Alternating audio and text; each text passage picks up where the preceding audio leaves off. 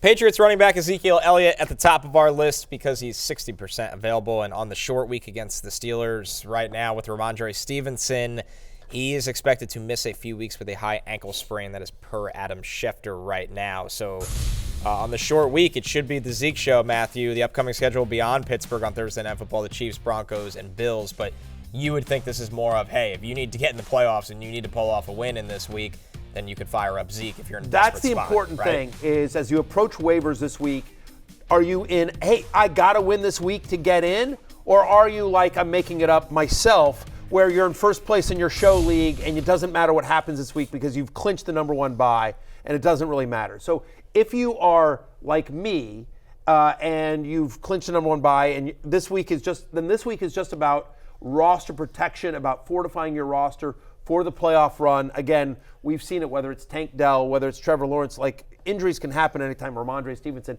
can happen anytime. So it's really about, don't worry about this week. It's about fortifying your roster for the playoffs. But if you are win and get in mode, then it's just like, it doesn't matter. Blow all your fab, blow your number one waiver but claim, whatever it is you need to do, because you have to win this week. And Ezekiel Elliott should get a ton of work against the Steelers.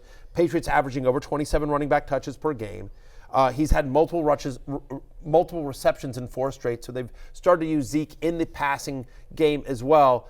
And I think, honestly, to the eye test, like, he's looked fine. Like, he looked amazing, but he's looked a lot better than last year. There's some juice there. Steelers just gave up over 100 yards and 2 touchdowns to James Conner. Again, on a short week with Bailey Zappi under center, and maybe you see some Malik Cunningham. I think they will ride. I think this will be a classic Zeke game, and maybe he averages 3.5 yards per carry, 3.2.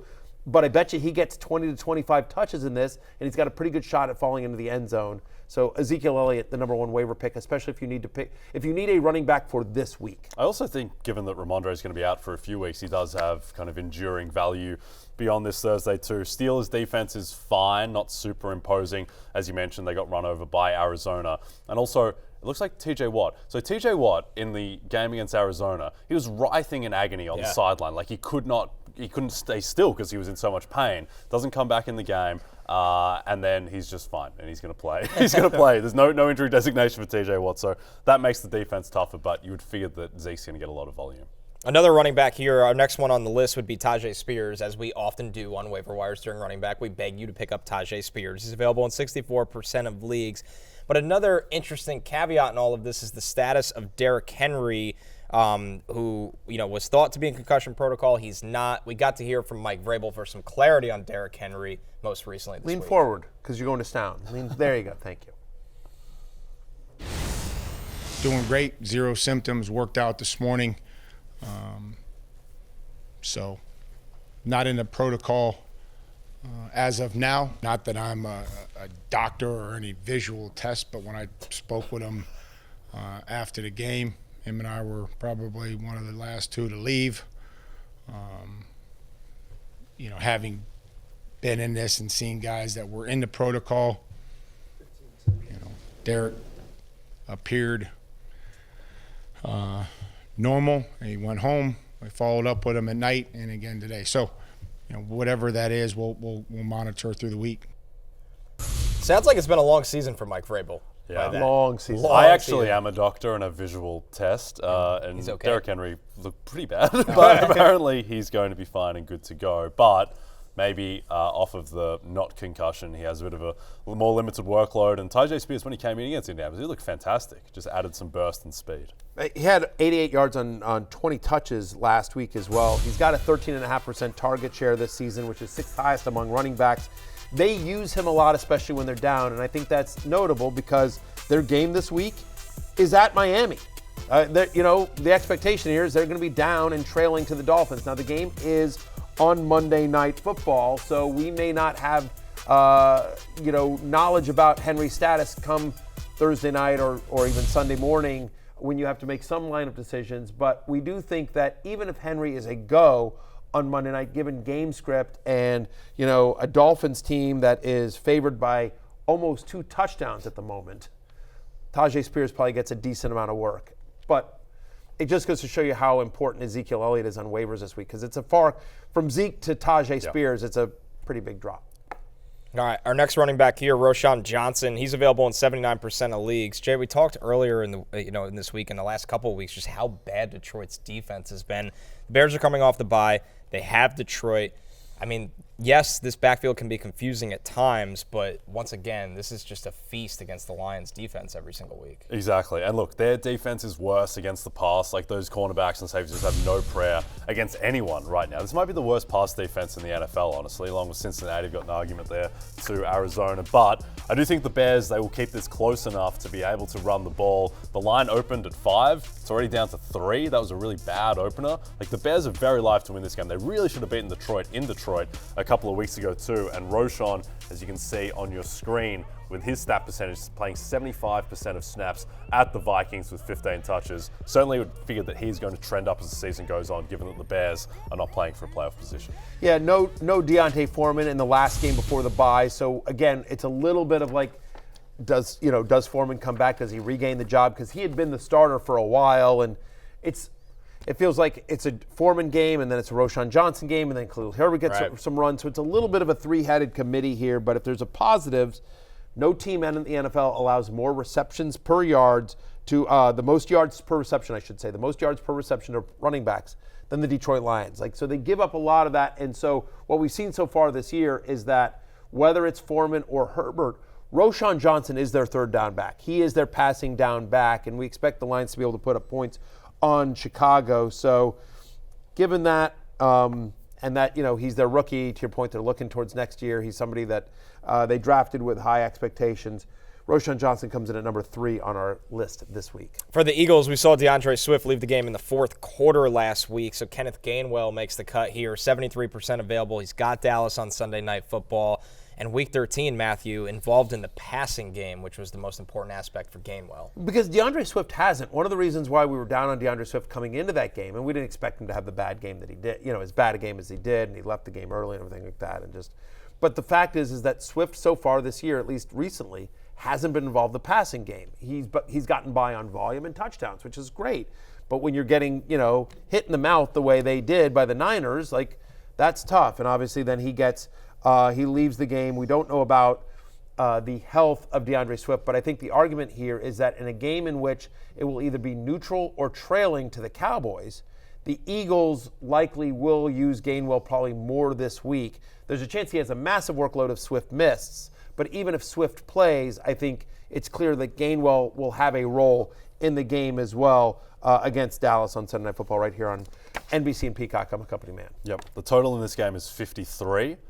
AKA almost twice the total of Steelers Patriots on Thursday Night Football. So I think there'll be a lot of touchdowns to go around in this game, a lot of equity, just a lot of yards. Dallas defense got exposed a little bit against the Seahawks with Deron Bland coming down to earth a bit. And so you can run on the Cowboys a little bit. They have an above average rushing defense. It's not a top 8 unit though. So I think that Gainwell, particularly if Swift is out, is very viable. Our last one here, Latavius Murray on the Bills. He's available in 80% of leagues. We, haven't seen Leonard Fournette. Murray's been involved the last couple of weeks heavily. KC struggled against running backs.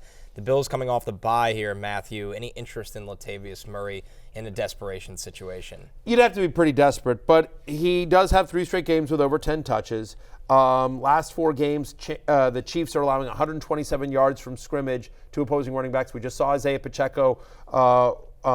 We just saw the Packers move the ball very successfully. Even A.J. Dillon got some run, and A.J. Dillon's been bad all year. So going against them. So with Latavius Murray, what you're hoping for is that he falls into the end zone, right?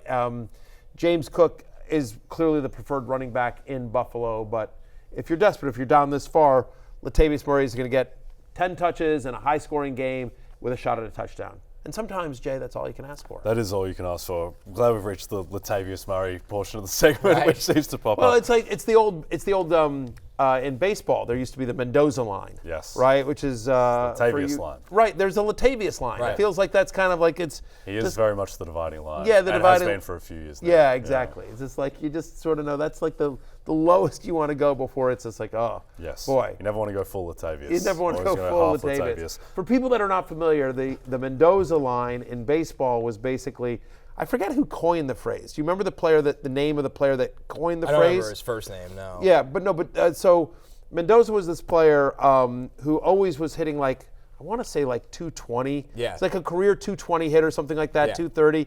And so whoever this player was, Blake will look it up in the break. Mario Mendoza. Yeah, but there was some other NFL player who said, some other MLB player that said, like, oh, I always look at the Mendoza line. He's like, I just always got to make sure I'm ahead of Mario Mendoza. When they, back in the day, in the newspapers, they would list everyone's batting average. It's and 200. so, yeah, it's 200. The Mendoza line is 200. So he's like, you always want to be above the Mendoza line. Yep.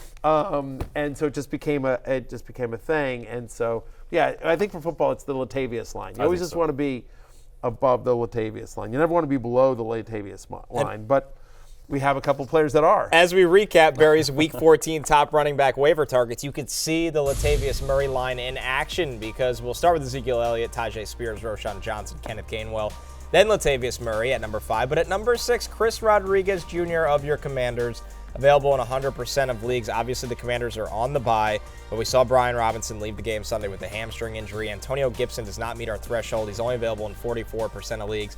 So Cris Rodriguez Jr., welcome to being below the Latavius Murray line. Yeah, you'd prefer, if Gibson is available in your league, again, available in 44% of Yahoo leagues, so you'd prefer Gibson to Cris Rodriguez, and we'll see if Robinson can make it back. I mean, hamstring injury, you would think that's nothing. I mean, the man played after being shot.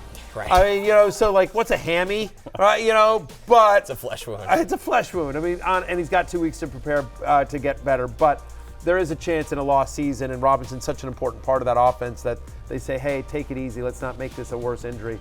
So if you are stocking up for the future, or even if you have Robinson and you want to you're thinking about the playoffs, worth noting that Gibson at 44% and Cris Rodriguez both have more value today than they did 48 hours ago. Yep. Speaking of the Latavius line, some news around that line.